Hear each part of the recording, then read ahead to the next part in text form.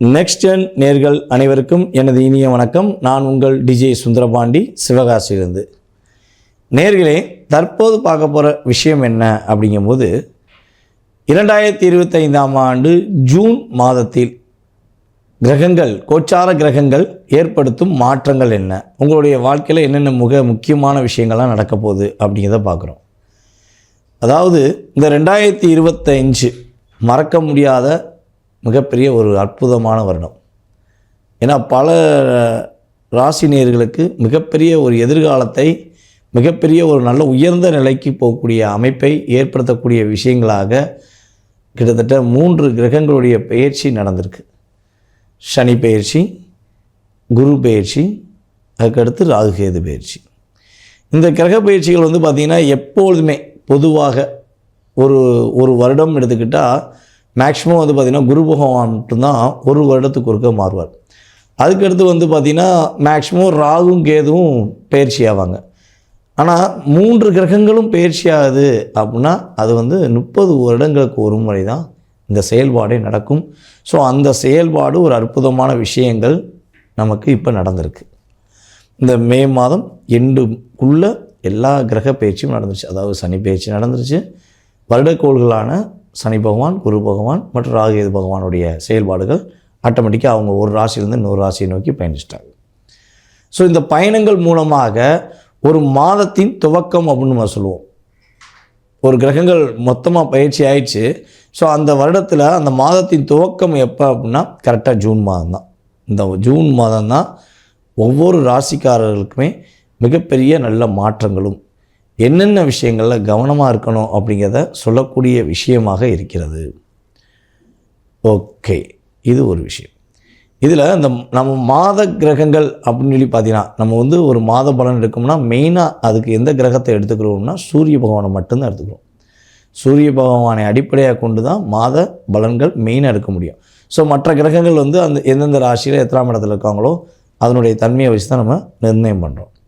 அப்படி பார்க்கும்பொழுது இந்த மாதம் துவக்கத்தில், இந்த மாதத்தோட துவக்கத்தில் சூரிய பகவான் ரிஷப ராசிக்குள்ளே இருப்பார். கிட்டத்தட்ட 15ஆம் தேதி வரையும் ரிஷப ராசி. அதுக்கப்புறம் 15ஆம் தேதிக்கு மேலே என்ன பண்ணுறாரு, மிதுன ராசிக்குள்ளே சூரியன் போயிடுவார். அதே போல் இந்த மாதத்தில், இந்த ஜூன் மாதத்தில் கிட்டத்தட்ட புதன் பகவான் பார்த்திங்கன்னா 3 ராசிகளுக்கு பயணம் செய்கிறார். ஃபஸ்ட்டு அவர் என்ன பண்ணுறாருன்னா கிட்டத்தட்ட அதாவது மேச ராசியிலேருந்து ரிஷப ராசிக்கு பயணிப்பார். அடுத்து ரிஷப ராசியிலேருந்து மிதுன ராசிக்கு பயணிப்பார். ஸோ இப்படி அவருடைய செயல்பாடில் மாற்றம் இருந்துக்கிட்டே இருக்கும். இது ஒரு மிக முக்கியமான விஷயம். அதுக்கடுத்தபடியாக பார்த்திங்கன்னா சுக்கிர பகவான் கரெக்டாக இந்த மாதம் ஆரம்பிச்சோன்னே என்ன பண்ணுறாருன்னா ரிஷப ராசிக்கு, இது மேச ராசிக்குள்ளே வந்துடுவார். எண்ட் ஆஃப் பாயிண்டில் தான் என்ன பண்ணுவார், சுக்கிர பகவான் ரிஷபராசிக்குள்ளே நுழைவார் இந்த மாதத்தோட எண்ட் ஆஃப் பாயிண்டில். ஓகேவா? அதே போல் குரு பகவான் ஆல்ரெடி எங்கே இருக்காருன்னா நம்ம மிதுன ராசிக்குள்ளே தான் இருக்கார். அதே போல் கேது பகவான் பார்த்திங்கன்னா இப்போ நம்மளுடைய கன்னியிலேருந்து இங்கே வந்துட்டார், சிம்மத்துக்கு வந்துட்டார். கடகத்தில் இருக்கிற செவ்வாய் பகவான் அவர் கரெக்டாக 6ஆம் தேதி எண்டு 7ஆம் தேதியிலேருந்து அவர் எங்கே ட்ராவல் பண்ணுவார்னா சிம்ம ராசிக்குள்ளே ட்ராவல் பண்ணுவார். செவ்வாயும் கேதுவும் இணைந்து சிம்ம ராசிக்குள்ளே இருப்பாங்க. அதுக்கடுத்து டைரெக்டாக எந்த கிரகம் வருதுன்னா ராகு பகவான் தான் கும்ப ராசிக்கு. மீதி கட்டங்கள் அப்படிலாம் கிரகங்கள் இல்லை. ஓகேவா? ஸோ அப்போ ராகு பகவான் நம்மளுடைய கும்ப ராசிக்குள்ளே இருப்பார். அதே போல் சனி பகவான் பார்த்திங்கன்னா நம்மளுடைய தனுசு ராசிக்குள்ளே சனி பகவான் பார்த்திங்கன்னா நம்மளுடைய மீன ராசிக்குள்ளே இருக்கார். குரு வீடுனால 2 வீடுனால நம்ம தனுசு சேர்த்துட்டோம். அப்போ மீன ராசிக்குள்ளே சனி பகவான் இருப்பார்னு பார்க்குறோம். ஸோ இந்த கிரகங்களுடைய அமைப்பு ரீதியாக உங்களுடைய எதிர்கால வாழ்க்கை இந்த மாதத்தில் என்னென்ன மாற்றங்களை, என்னென்ன விஷயங்களை முன்னேற்றத்தை கொடுக்க போகுதுங்கிறத நம்ம பார்க்க போகிறோம். ஸோ இது மாத பலன்களே, பொது பலன்களே. இந்த பொது பலனில் ஏற்படுகின்ற மாற்றத்தை நீங்கள் தெரிந்து கொள்ள வேண்டும் என ஆசைப்பட்டால் உறுதியாக வீடியோக்குள்ளே வாங்க. உங்களுடைய ராசிக்கான பதில்களை நீங்கள் உறுதியாக பார்க்க முடியும். கடக ராசி அன்பர்களுக்கு ஜூன் மாதத்தில் ஏற்பட போகின்ற நல்ல மாற்றங்கள் என்ன, நல்ல விதமான முன்னேற்றமான சூழ்நிலைகள் நம்மளுடைய கடகராசி அன்பர்களுக்கு இந்த ஜூன் மாதத்திலிருந்து உறுதியாக ஏற்பட போகிறது என்பது கோச்சார கிரகங்கள் ரீதியாக உண்மை. உங்களுடைய முயற்சிகளில் பலவிதமான வெற்றிகள் பெறுவதற்கான வாய்ப்பு. நீங்கள் நினைக்கிற விஷயத்த லாபத்தை எதிர்பார்த்து செய்யக்கூடிய விஷயங்களில் இரட்டிப்பான லாபங்கள் கிடைக்கும். எதை செய்தாலும் அதில் மிகப்பெரிய ஒரு இயக்கம் உருவாகும். என்ன இயக்கம் அப்படின்னா, உங்களுக்குன்னு ஒரு டீமே உருவாக்கலாம். ஏன்னா இவ்வளோ நாளாக நீங்கள் வச்சுருந்த அத்தனை டீமும் உங்களை பயன்படுத்திட்டு கரும்பு சக்கை மாதிரி தான் வெளியே போட்டாங்க. யூஸ் பண்ணியாச்சு, இந்த சக்கை தேவையில்லை அப்படின்னு சொல்லி போட்டாங்க. அப்படி போட்டாலும் புத்துணர்ச்சியுடன் மீண்டும் எழுந்து வருவேன், வெற்றி பெறுவேன் என்ற தன்னம்பிக்கையோட கடகராசிக்காரங்க தற்போது செயல்பட்டு இருக்கீங்கிறது ரியலாக உண்மை. இந்த 2.5 வருஷம் சனி பகவான் உங்களுடைய ராசிக்கு 8ஆம் இடத்துலேருந்து அமர்ந்து 9ஆம் இடத்துக்கு போயிட்டார். ஸோ ராகு 8க்கு வந்துட்டார். அப்போ ராகு இதுக்கப்புறம் நிறையா சாதகமான சூழ்நிலை வர்றதுக்கான வாய்ப்பு இல்லைன்னு நினச்சிக்கிட்டு இருந்தோம். ஆனால் நீங்கள் ராகு எது பயிற்சி வீடியோ சொன்னதில் பார்த்தோன்னே கொஞ்சம் எங்களுக்கு ஒரு தன்னம்பிக்கை வருது அப்படின்னு கடகராசிக்காரங்க நம்மகிட்ட ஃபோன் பண்ணி பேசியிருக்கீங்க. ஸோ அந்த அளவுக்கு போராட்டத்தை கடந்து வெற்றி பெறுவதற்கான வாய்ப்பு உங்களுக்கு உறுதியாக வருதுங்கிறது நிதர்சனமான உண்மை. எதிர்பார்த்த எதிர்பார்ப்புகள் எல்லாமே இனிமேல் உங்களுக்கு சாதகமாக முடியும்.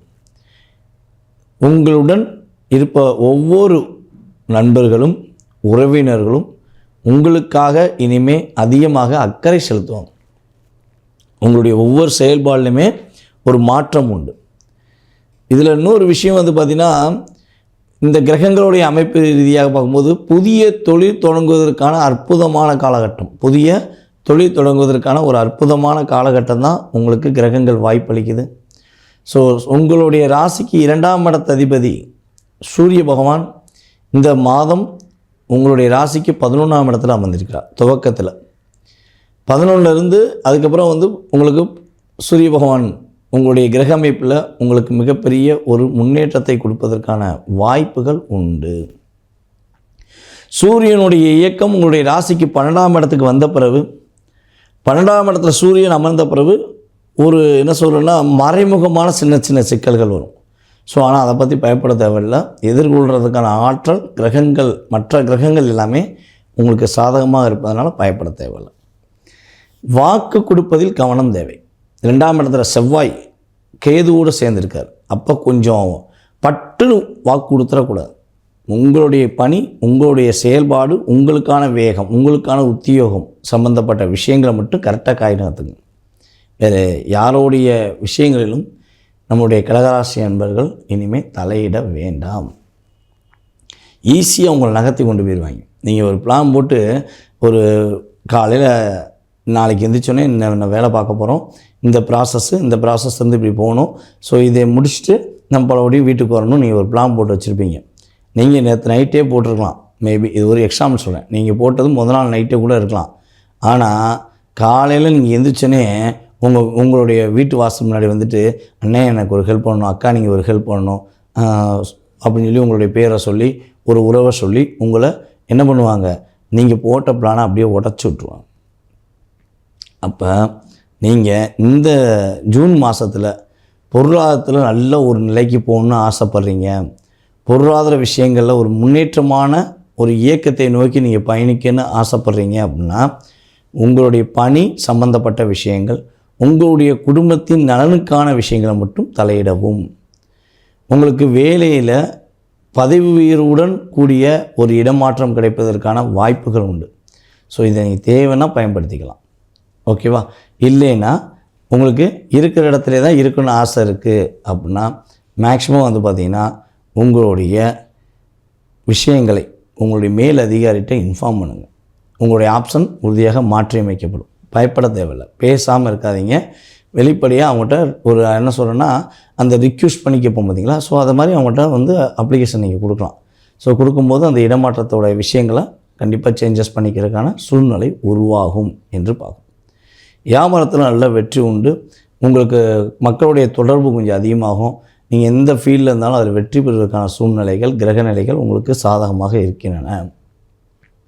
இந்த மாதத்தில் மேக்ஸிமம் பார்த்திங்கன்னா வண்டி வாகனங்களில் போகும்போது கொஞ்சம் கவனம். ஏன்னா இங்கே 2ஆம் இடத்துல அமர்ந்த செவ்வாய், உங்களுடைய ராசிக்கு 2ஆம் இடத்துல அமர போகின்ற செவ்வாய் உங்களுடைய ராசிக்கு 8ஆம் வீடான ராகு, 8ஆம் வீட்டில் உட்காந்துருக்க ராகுவை பார்க்கார். அப்போ நம்மளுடைய அன்பார்ந்த கடகராசி அன்பர்கள் இந்த ஜூன் மாதத்தில் வண்டி வாகனங்களில் செல்லும்போது கவனமாக செல்ல வேண்டும். கரெக்டான ஒரு வேகத்தில் கரெக்டான சூழ்நிலையில் நீங்கள் கவனமாக போனீங்கன்னா பாதிப்பு கிடையாது. இல்லைன்னா தேவையில்லாமல் நீங்கள் கரெக்டாக போய்கிட்டே இருக்கும்போது சர்ன்னு வந்து ஒருத்தன் இடிச்சிட்டு வந்துடுவான். இல்லாட்டி கரெக்டாக அவன் போய்க்கிருப்பான், நீங்கள் போய் இடிச்சிடுவீங்க. ஸோ இதெல்லாம் நீங்கள் கவனமாக இருந்தீங்கன்னா பாதிப்பு தன்மை குறைவு. உங்களுக்கான இறை வழிபாடு அப்படின்னா முடிஞ்சளவு நம்மளுடைய கடகராசி அன்பர்கள் உங்களுடைய வீட்டின் அருகில் இருக்கக்கூடிய சாந்தமான அம்மன், மாரியம்மன், ஓகேவா, இப்படி உங்களுடைய வீட்டு பக்கத்தில் இருக்க சாந்தமான அம்மனை போய் மனசார கும்பிடுங்க. உங்களுடைய வாழ்க்கையில் நிறைய சேஞ்சஸ், நிறைய மாற்றங்களை நீங்கள் இந்த ஜூன் மாதத்தில் மனப்பூர்வமாக உணர்வீங்கிறது கருத்து.